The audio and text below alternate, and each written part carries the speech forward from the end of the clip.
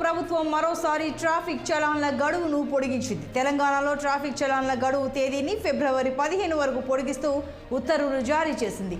తొలుత పొడిగింపు ఉండదని అధికార వర్గాలు వెల్లడించినా ప్రభుత్వం పొడిగింపు వైపే మొగ్గు చూపింది.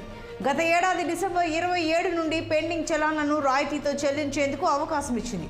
తొలుత 15 రోజుల పాటు అవకాశం ఇచ్చిన పోలీసులు ఆ తర్వాత జనవరి 10 నుంచి ఈ నెలాఖరు వరకు పొడిగించారు. తద్వారా పెండింగ్ చలాన్ల రాయితీ చెల్లింపులకు నెల రోజులకు పైగా సమయం దొరికింది.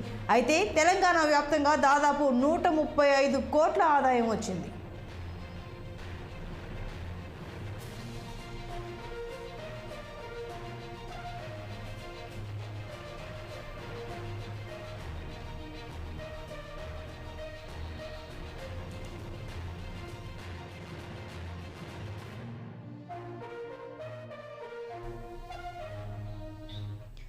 తెలంగాణలో ప్రభుత్వం మరోసారి ట్రాఫిక్ చలాన్ల గడువును పొడిగించింది. తెలంగాణలో ట్రాఫిక్ చలాన్ల గడువు తేదీని ఫిబ్రవరి 15 వరకు పొడిగిస్తూ ఉత్తర్వులు జారీ చేసింది.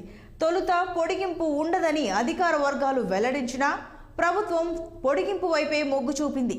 ఇక గత ఏడాది డిసెంబర్ 27 నుండి పెండింగ్ చలాన్లను రాయితీతో చెల్లించేందుకు అవకాశం ఇచ్చింది.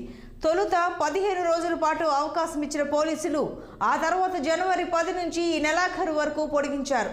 తద్వారా పెండింగ్ చలాన్ల రాయితీ చెల్లింపులకు నెల రోజులకు పైగా సమయం దొరికింది. అయితే తెలంగాణ వ్యాప్తంగా దాదాపు 135 కోట్ల ఆదాయం వచ్చింది.